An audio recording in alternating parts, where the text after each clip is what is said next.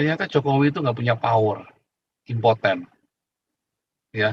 Semua himbauannya dia tentang supaya konstitusi apa segala macam itu hanya retorika belaka. Ya seperti yang kita bahas sebelum-sebelumnya. Jadi kalau saya bilang Jokowi kedodoran, jangan marah ya. Ada orang-orang yang marah-marah, kamu menghina presiden kami. Lah memang kedodoran kok, nyatanya Jokowi aja sudah menertibkan masalah konstitusi aja nggak bisa kok, nggak sanggup, ya kan? Jokowi itu cuma mampunya dagang jualan doang, ya manggil investor datang. Tapi kalau suruh perintah Indonesia, Jokowi nggak bisa, nggak sanggup. Itu Bupati Haji Iti, ya, Bupati Lebak itu Haji Iti, itu dicopot juga, dinonaktifkan. Kenapa? Karena dia karena dia telah lalai melakukan tugas konstitusionalnya, itu melindungi rakyatnya. Apakah kalau orang Kristen atau yang lain itu berdoa timbul keributan? Enggak. Mereka kan tidak di pinggir jalan seperti Anda. Anda saja di pinggir jalan, nggak ada yang lain bisa mengerti kok. Ini kan dalam suatu ruangan tertutup. Tetapi Anda ributin. Nah, yang ketidakrukunan itu apa? Berarti Anda kan, karena memang persepsi Anda sudah salah. Takut gitu.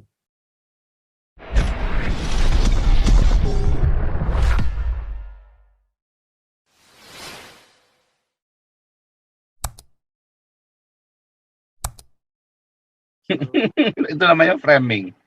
Iya, Fred.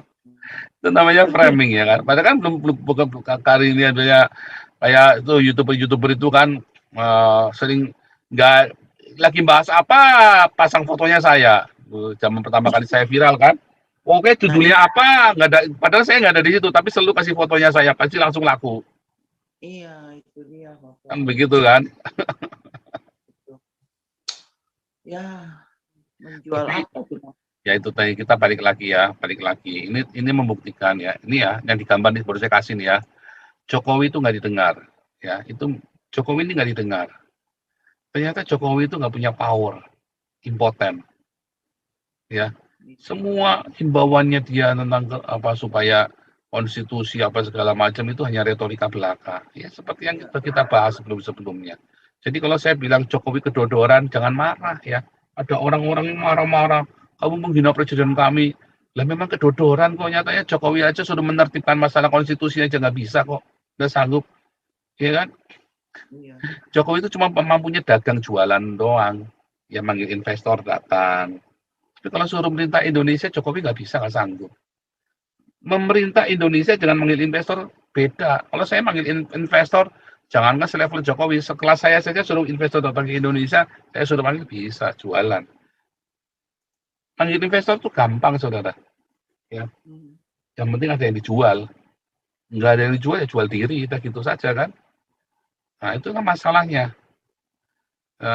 Jokowi itu hanya jualan, saudara. Dia tidak memerintah, tidak govern, tidak memerintah. Enggak, karena nggak bisa. Apa yang mau diperintah? Dia mau merintah siapa? Aku perintahkan. Siapa yang mau nurut sama Jokowi? Dia perintahkan, siapa yang mau nurut sama dia? Nggak ada. Saya mau memerintahkan ini ya, saya perintah ini ya. Perintah ini, perintah itu, nggak ada yang nurut. Berarti kan dia nggak bisa merintah kan? Katanya konstitusi ini ya. Saya gigit kamu dari dulu. Saya gigit. Nggak taunya yang nggak ada yang digigit ya kan? Malah dia gigit jari. Ini kan pertanyaan buat kita semua. Pak Santi Ahmad, silakan Pak Santi Ahmad. Saya tak minum dulu Pak Santi Ahmad. Mana nih Pak Santi Ahmad nih? Kemarin ada ini Pak Santi Ahmad, laporan yang itu Pak Santi bikin surat-suratnya itu yang dikirim ke Sekretaris Negara itu Pak Santi Ahmad. Oke. Oke, terima kasih. Selamat malam semuanya. Selamat malam Pastor. Ini ya, peliharaan ini ribut banget ya. Sebentar dulu Pak. Oh ya nanti.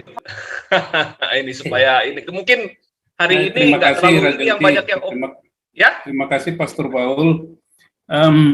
Jadi menindaklanjuti kasus Lampung ini seperti yang saya sampaikan kemarin bahwa kita selalu pantau perkembangan ya setiap hari di Lampung yang GKKD dan GKIN yang kita tangani di Lampung. Kemarin kita baca ada surat dari mana itu, Lampung bergejolak atau apa itu ya. Itu nanti tanggal 28 mereka akan melakukan demo di depan kantor Kejaksaan Negeri Lampung. Jadi seperti yang sudah kita prediksi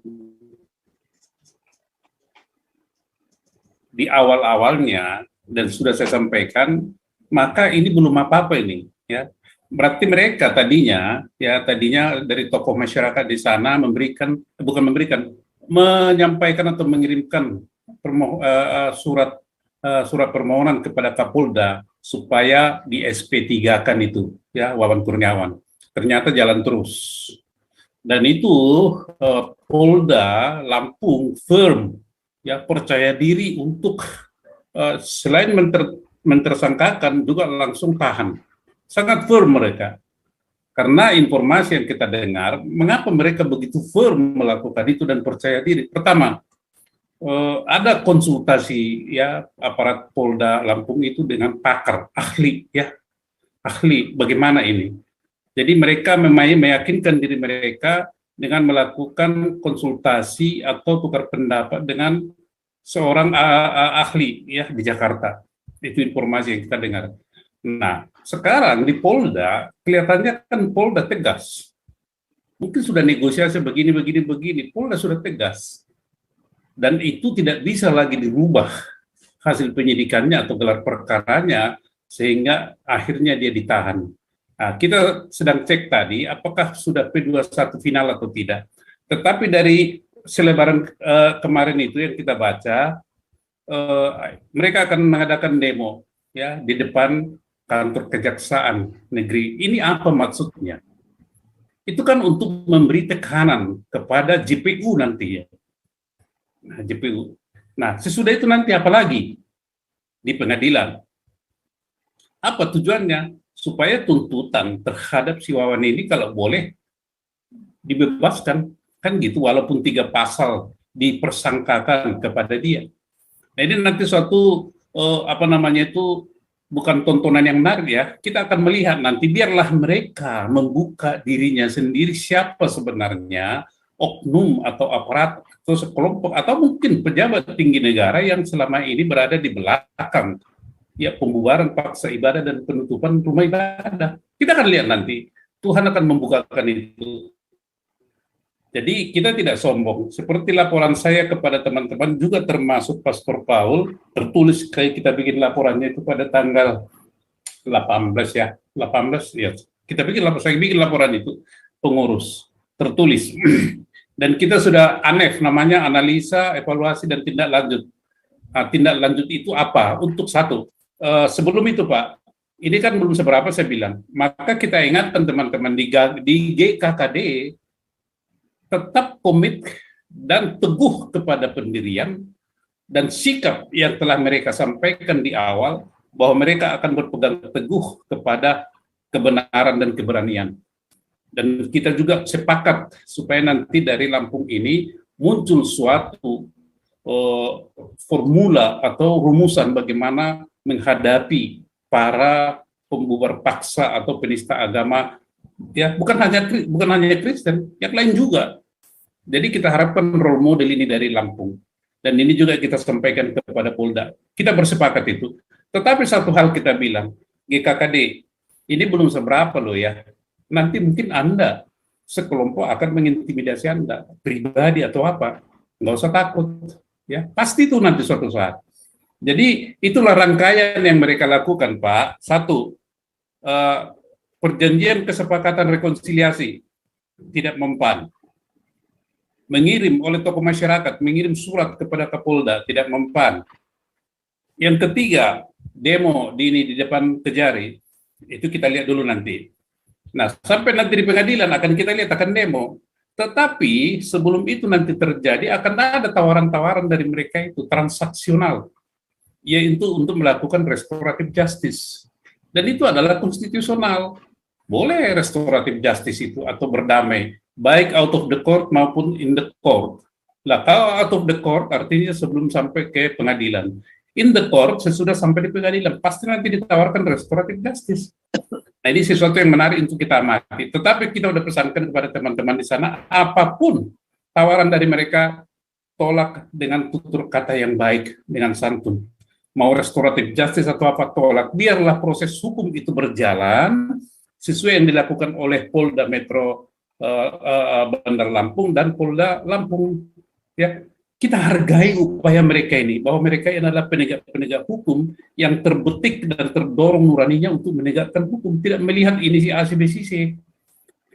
Dan kalau ini nanti berhasil baik sampai di putusan pengadilan negeri Lampung misalnya, dia pelanggarannya 156A, nah ini kan suatu bukti.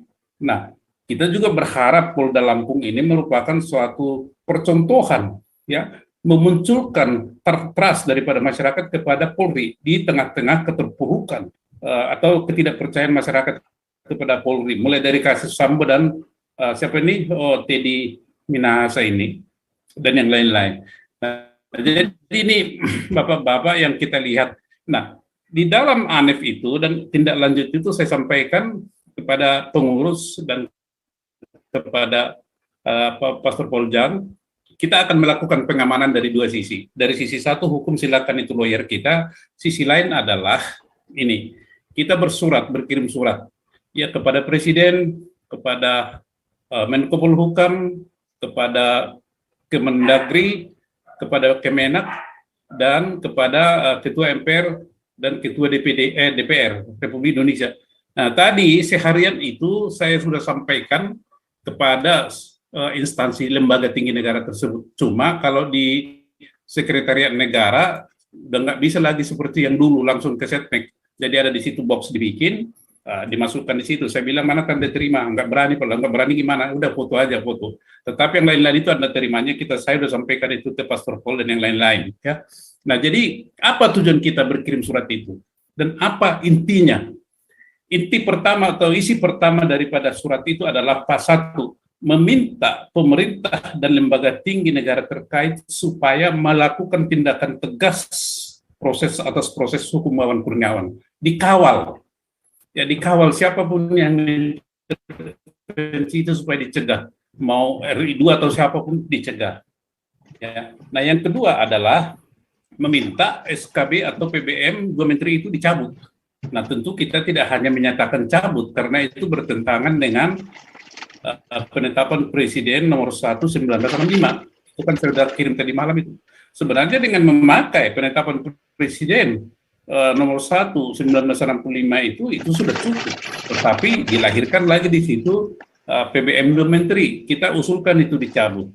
Tentu nanti kita harus siap-siap untuk memberikan usulan bagaimana yang seharusnya konsepnya. Nah, yang ketiga, kita usulkan juga, walaupun secara tersurat dan tersirat, sudah include di dalam permintaan kita yang kedua adalah bubarkan itu FKUB.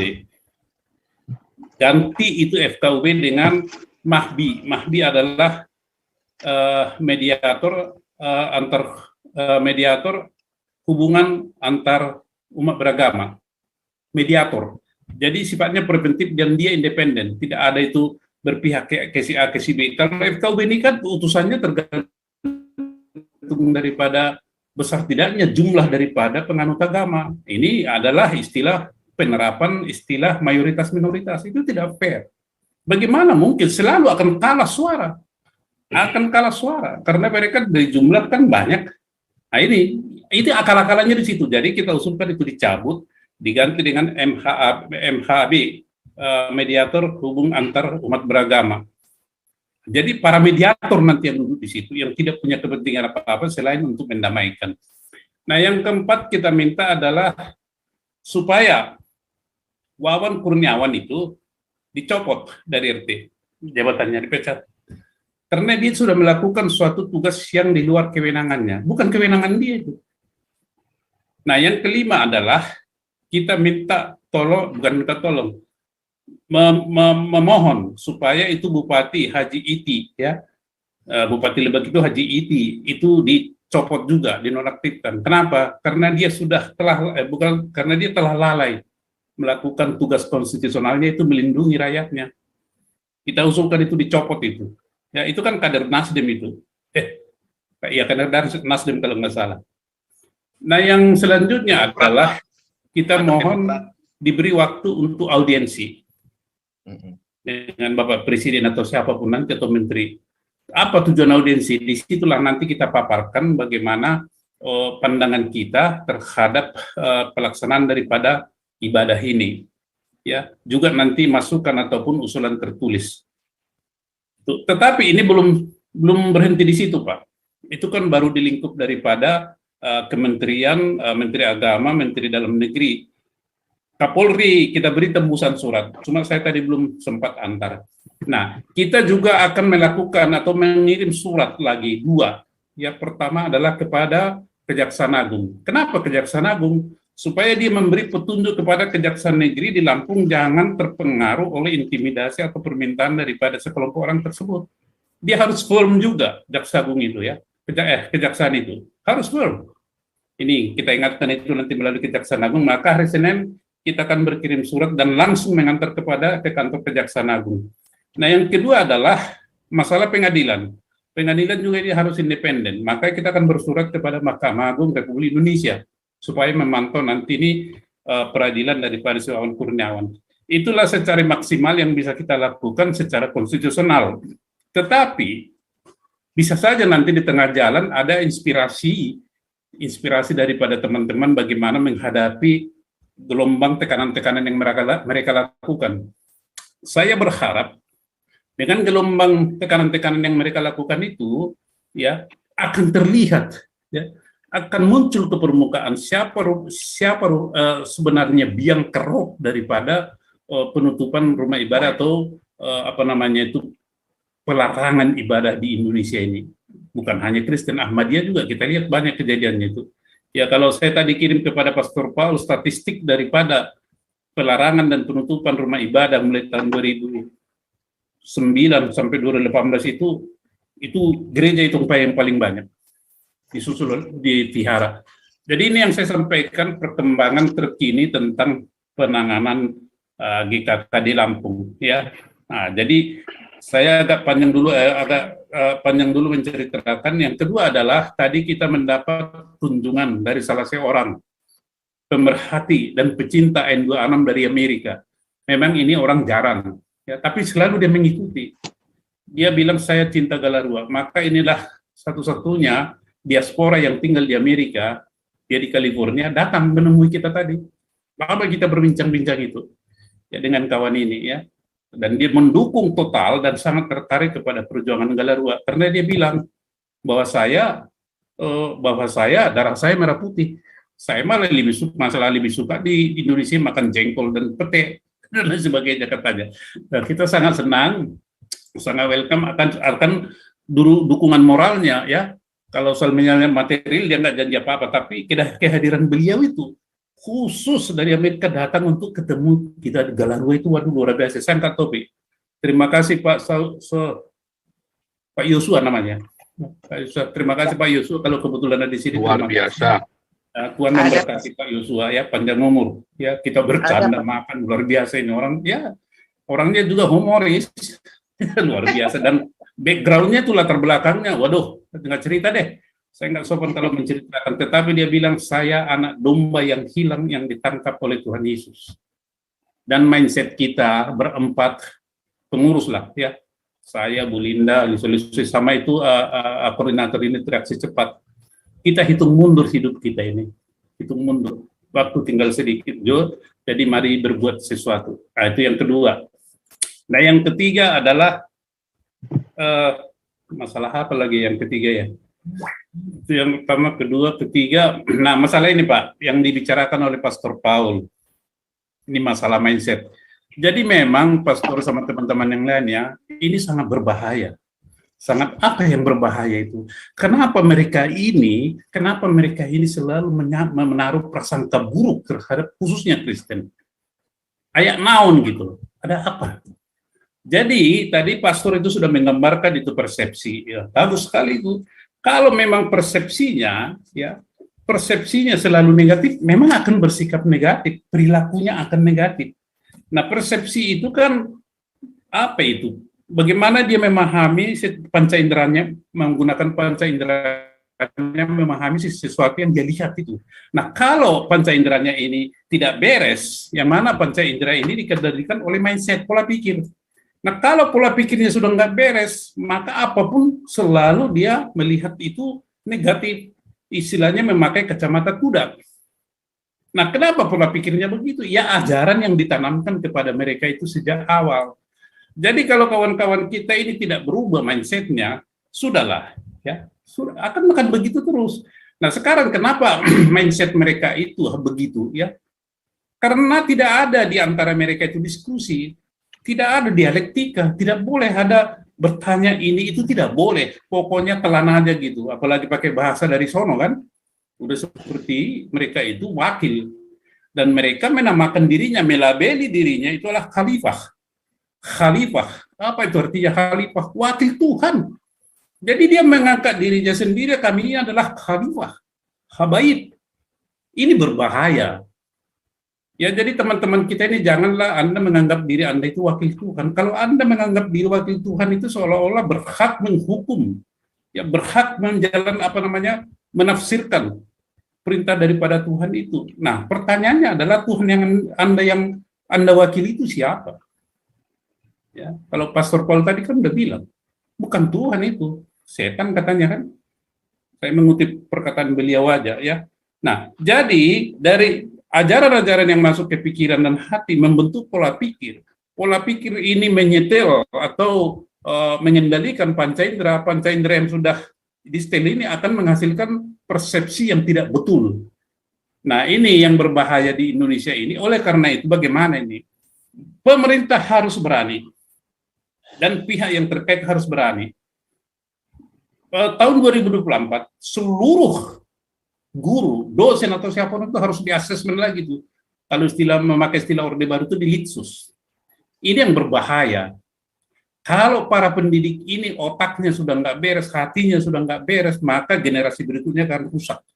Tidak peduli apakah itu pendidikan agama atau sekolah agama, semua harus dilitsus, dicek lagi ideologinya. Kalau nggak, singkirkan. Kamu istirahat dulu lah. Kalau tidak, maka Indonesia ini akan tetap tambah hancur, dan tambah hancur.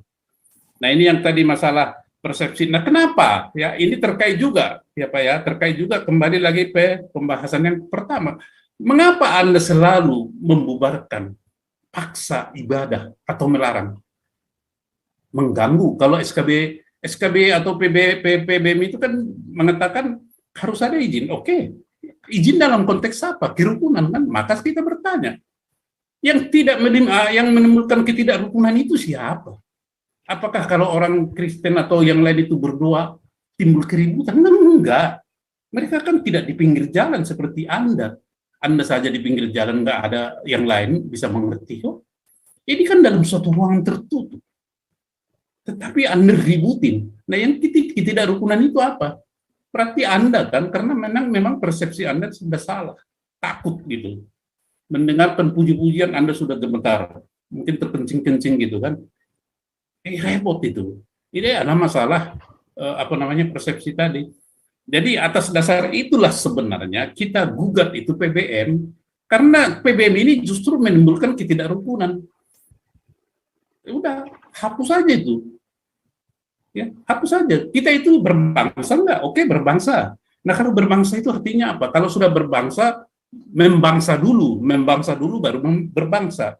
Kalau sudah membangsa itu pembentukan moral, etika, ya sopan santun dan sebagainya, itu membangsa. Apakah kita mengakui kita ini adalah berbangsa Indonesia? Iya, garis bawah itu berbangsa. Jangan keluar lagi dari situ. Nah, jadi tidak hanya di mulut. Kemudian kalau kita kaitkan apakah ini ada hubungannya dengan tahun politik? Enggak urusan, jangan dibiasakan. Maka kita berharap juga kepada pemerintah. Orang yang melakukan demo-demo begitu itu jangan diladeni. Kalau pemerintah meladeni, kemudian mengikuti tuntutan mereka, berarti pemerintah sudah mendidik masyarakat ini menjadi masyarakat barbar, masyarakat yang tidak beradab. Pemerintah harus bertanggung jawab ini. Misalnya, ini Kejaksaan Negeri Lampung, simpel aja kan, panggil itu orangnya, mari berdialog. Kenapa Anda menuntut? Apa masalah Anda? Ya, mengerti nggak Anda hukum ini? Tapi kan nggak ada dialog. Mestinya ya Kepala Kejaksaan Tinggi Negeri Lampung itu panggil mereka. Ya, panggil bila perlu sambil minum. Apa yang Anda persoalkan? Jangan kalian paksa kami penegak hukum ini melanggar hukum. Kalau Anda demo, kalian paksa menuntut begini, artinya Anda memaksa kami melanggar hukum. Ini yang tidak ada. Nah, apakah negara ini tunduk kepada, ini bukan masalah konsensus lagi nih Pak Jokowi, bukan masalah konsensus. Tetapi negara tunduk kepada pressure group, sekelompok orang-orang tertentu yang mungkin juga ada bohirnya. Pemerintah harus tegas. Harus tegas. Kami berharap Kejaksaan Negeri Lampung itu memanggil siapa itu Gunawan Parikesit itu apa? Gunawan gundul tapi menawan. Panggil, ajak berdialog. Apa yang Anda tuntut? Jelaskan hukumnya, pasal-pasalnya apa segala macam dan dalil-dalilnya serta bukti-bukti yang mendukung. Saya berharap Kejaksaan Negeri Lampung bisa ya mendialogkan ini kepada para pendemo itu. Para pendemo. Maka ini juga pembelajaran bagi pemerintah. Kalau pemerintah atau sekelompok masyarakat melarang ibadah, maka nanti orang ini akan mengatakan, mengirim surat kepada polisi, kami mau beribadah. Udah, boleh dong. Kalau polisi bilang tidak bisa, loh kok tidak bisa Pak, orang demo aja Bapak ini tidak larang, memberitahukan kan.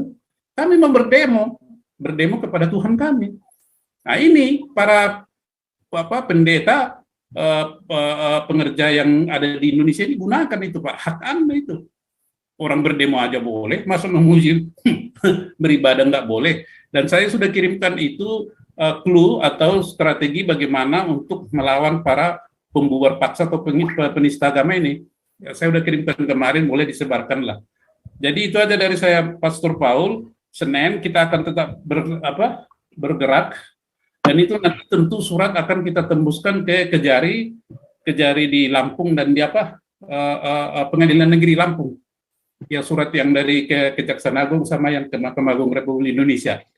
Jadi itu dulu teman-teman yang bisa saya sampaikan yang dilakukan Galarua, yang memantau terus perkembangan GKKD, bukan untuk kepentingan Galarua, enggak.